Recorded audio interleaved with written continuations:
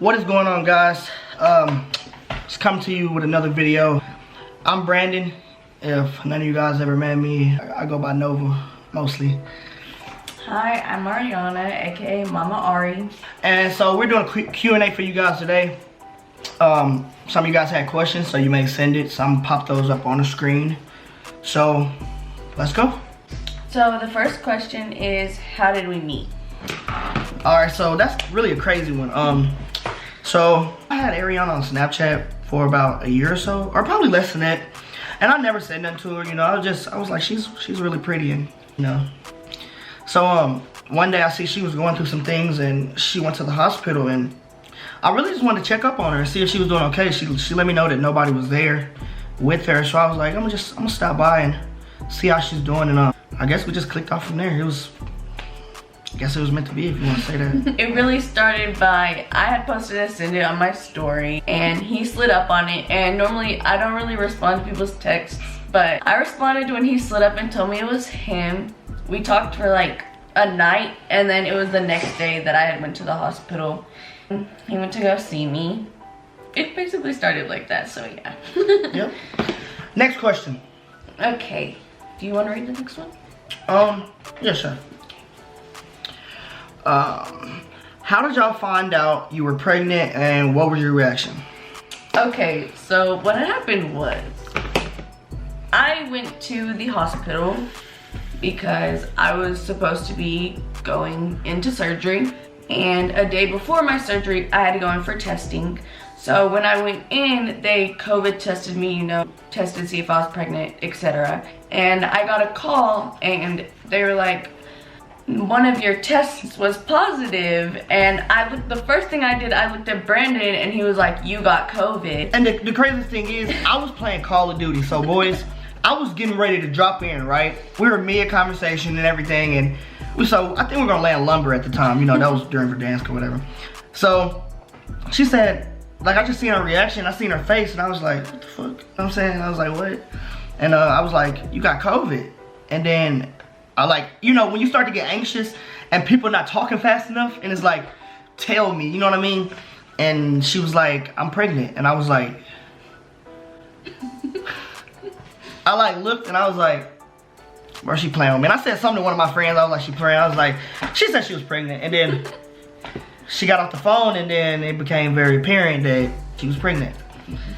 Which was, it was dope. It was exciting news. I was stoked, you know what I'm saying? My first reaction was my jaw dropped, and I was just staring at him. And then he was like, he thought I was joking, and the first thing I did, I started crying. Yes, she did. I started crying. At that time, I didn't know if it was for good tears or bad tears. No. They were happy tears. They were happy tears. It was such a shock. And I had been told I couldn't have kids, so I was like, I really had kids with the person that I want to be with for the rest of my life. So it was like, all emotions. So yeah, that pretty much wraps up that question. I was excited. I was stoked. I know she was really excited, even though she did start crying, but it's one of the biggest blessings we've had. And that brings us to our next question. What was the hardest and the scariest part of my pregnancy? I'll let her speak on that. Go ahead, babe. Okay, so the hardest part, this is kind of a difficult question for me to really answer because my pregnancy was pretty easy. I guess the scariest part was I have a heart disease, so I was really scared that I wasn't gonna be able to deliver natural with the epidural, and that I was gonna have to get a C-section. So they ended up running tests, and like the whole time I was waiting on my test results, I was really scared. I was like, please God, like I was praying, but they told me my heart was fine, so I was able to deliver him naturally with the epidural. And that was the most important thing for me. Well, it wasn't the most important thing, but it was one of them, because if a woman is able to pass to have a baby naturally, you know, that's always something as a father and as a mother you want to do naturally, because it's like a milestone and a barrier, you know, a lot of people can't overcome. And when you're able to get past that thing, it just makes it adds more to the experience of having a child. And I wanted that for her, especially since it's my first kid. So that was very great. But I was actually scared too, because the last thing I need is, you know, losing 2 people. But yeah, that's just something. That question. I've got anything else? No. Next question. What's the hardest part about being first-time parents? Well, me and her will have different answers, because that's actually not my first child. Many of you guys know, and some of you guys don't know, I have a 3-year-old. He just turned 3. His name is Malachi. Really, I felt like that was a good thing for her, because it took some of the shock factor out of it.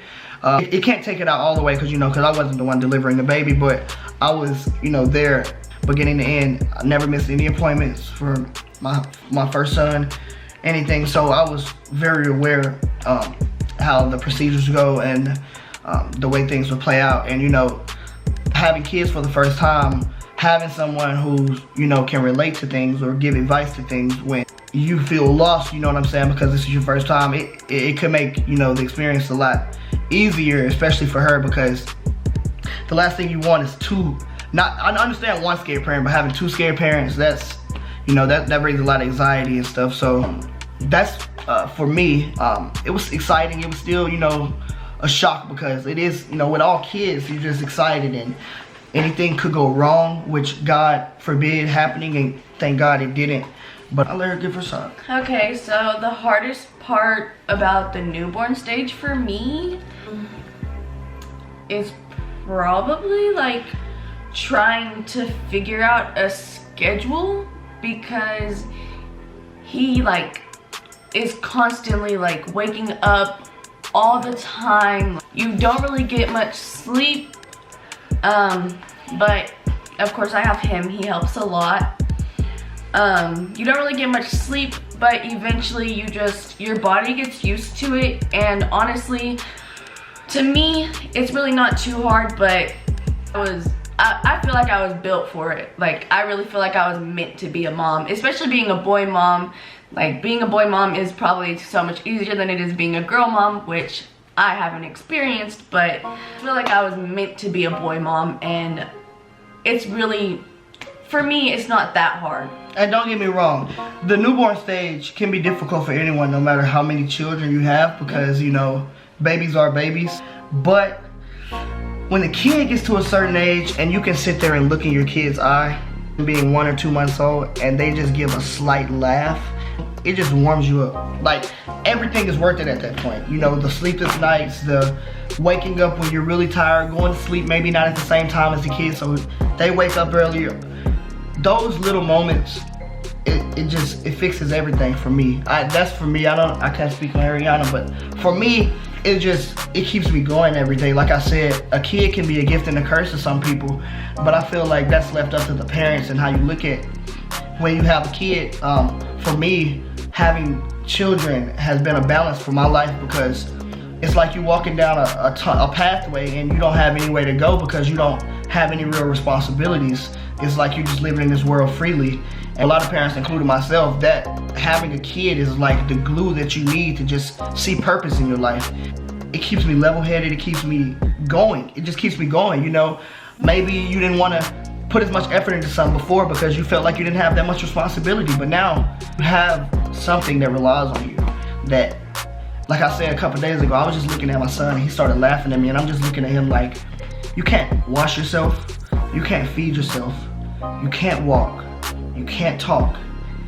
It's like, you need us, you need me, he needs his mom. And just knowing that,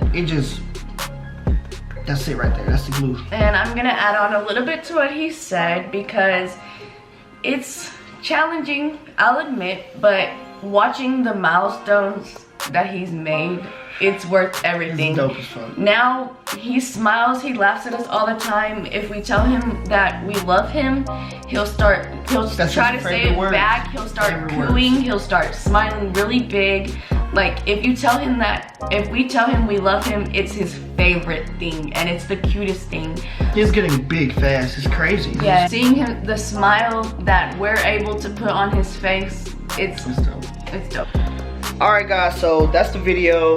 I hope we could answer as many questions as you guys like today.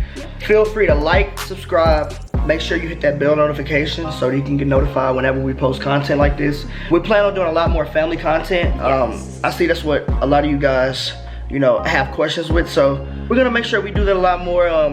Legend will be in a lot more videos. He's just sleeping right now. Yeah, he's sleeping. We don't want to wake him up. We made this video kind of late just to tap in with you guys. But we love you guys. If you could, leave a thumbs up on this video and drop in the comments more recommendations. Any more questions or recommendations on videos y'all want to see. Yeah, and we'll make sure we get back with you. See you later.